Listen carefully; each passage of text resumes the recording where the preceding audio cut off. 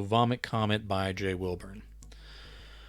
On the final evening, they sat going left to right, Brian, Cody, Ledger, and Trent, if you faced them from behind on top of that grassy hill, or from right to left if you faced them from in front with your back to the burning city beyond the slope.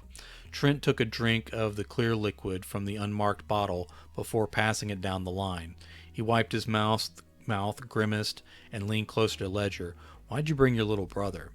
Ledger took a sip and passed it to Cody as he said, "Our mom took off a couple days ago and Dad is passed out. Didn't want to leave him alone with all this." Cody leaned forward to see around his brother, squinting into the last of the sun.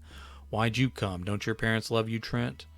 Trent snorted and shook his head. "I guess, but what difference does it make either way now? They'd just cry on me, and who wants to go out like that?" Cody passed the bottle over to Brian without taking a sip. Brian started to bring it to his lips when something exploded in the midst of the inferno below. A burning tire twirled high in the air before dropping back into the flames. Brian asked, "You guys want to know where the name Vomit Comet originally came from?" "No," the other three said together. Then they laughed. Brian shrugged and took a swallow before handing the stuff back to Cody.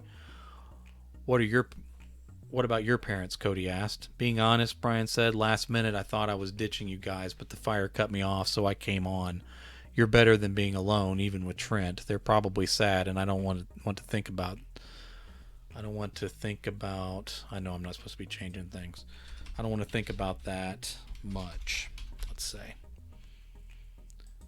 All right. Are we going to be able to see it?" Cody asked. Trent said, "We'll see it real good when it hits the Earth."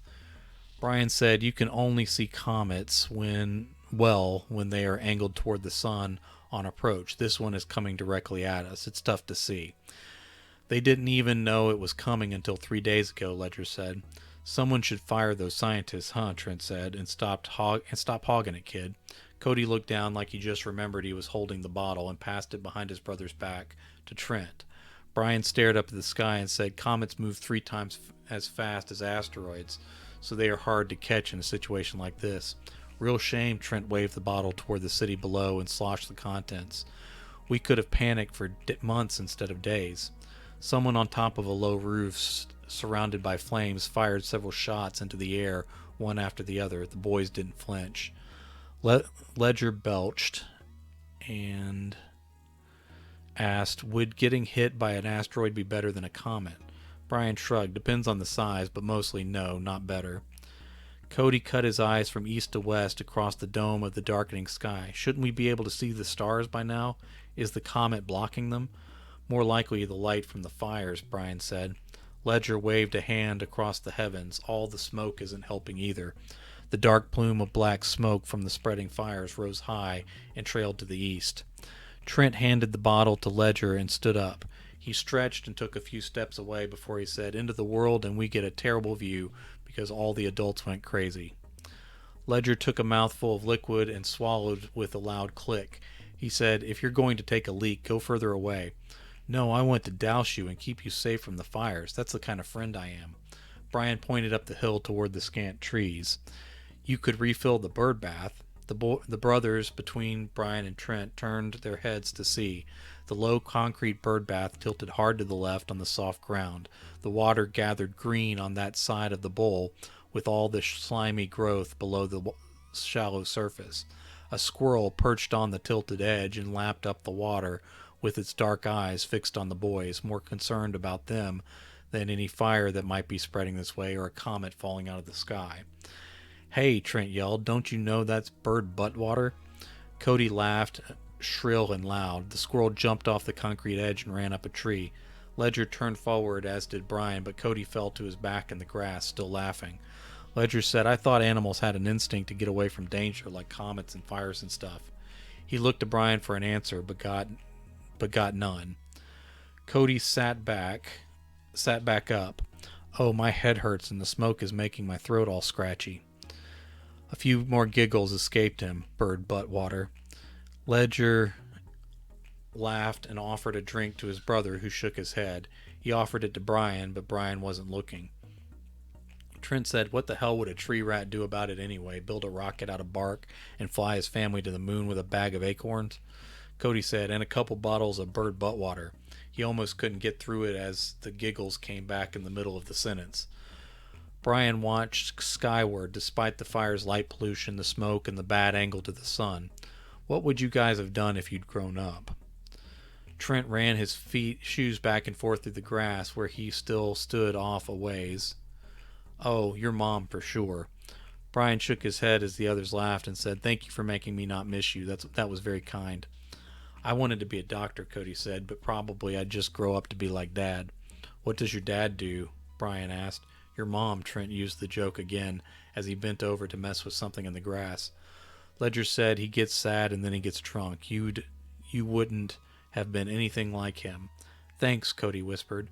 Ledger patted his younger brother's back. I wanted to be a scientist, Brian said, an astronaut really, to be one of the first people on Mars. Mars would be a solid location right about now, Ledger said with his hand still on his brother's shoulder. Cody broke into giggles. Remember to pack plenty of acorns and butt water. Trent stood back up and held out a tennis racket. Look what I found. Much of the webbing was broken and the grass stains ran up the handle. What are you going to do with it? Brian asked. And don't say my mom.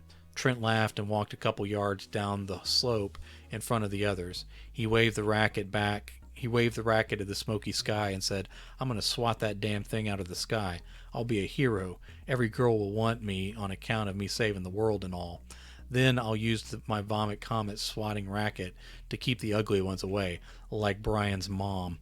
Everyone laughed, including Brian, who saluted Trent with both his middle fingers. Trent bowed and danced back and forth across the slope, swinging at the sky with enough force that the racket whistled through the arc. Are you guys sad at all? Brian whispered. He reached over and took the bottle from Ledger. Cody stared down at the grass between his feet. Ledger shrugged and said, You'd have to be some kind of psycho not to be sad, wouldn't you?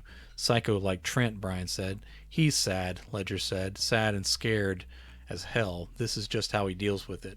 I'm glad I'm here, Cody said. It almost feels normal. Brian sighed and turned on a battery lantern between his feet. Their faces were clearer then. He said, I wish they'd stuck with regular shows instead of all the doom and gloom news. There are episodes that never got released. They should have just put out every movie already made for us all to enjoy while we could. Ledger took the bottle back from Brian. Maybe everyone wouldn't have gotten so batty and violent then. Screams rose in the distance. Sirens wailed, but seemed to be moving away from the fire. A plane tore through the sky low and loud. Brian, Cody, and Ledger drew close together until their shoulders touched. Trent lowered his racket and turned to face the others with his eyes wide at the edge of Brian's light. Holy crap, I thought that was it. I nearly made butt water in my pants. Cody snorted. Crazy time to be flying, Ledger said. Could they outrun it in a plane or survive it being off the ground? Cody asked. Brian shook his head. No difference. Trent sat down with his back to the city, forming more of a circle than a line. He held up the racket and asked, any of you want to try? Maybe you'll have better luck. When no one answered, he threw the racket over his shoulder, and the boys laughed about that for a long time. They laughed longer and harder than they would have on any other night. We should have gotten candy, Trent said. Everything was closed. Cody spoke without looking up. He leaned against his brother, and Ledger let him. You're right, Trent said. We wouldn't want to risk getting in trouble for breaking in. I think the candy is on fire, Ledger said, but if you're quick, you might find pre-toasted marshmallows, maybe. Cover yourself with butt water before you go. Cody's voice sounded distant, and he didn't giggle this time. They continued to talk about less and less important things. Cody dozed off against his brother, and the older three lowered their voices without anyone saying they should do so. The point of impact was thousands of miles away. None of them saw it. They spoke a few more words as the end spread toward them at incredible speed. Cody flinched in his sleep, and Ledger looked down at his brother. That was his final act in life. They did not hear it before the wave passed over them. It was more of a super vibration than anything else. It took apart the world and swept away all of civilization into dust.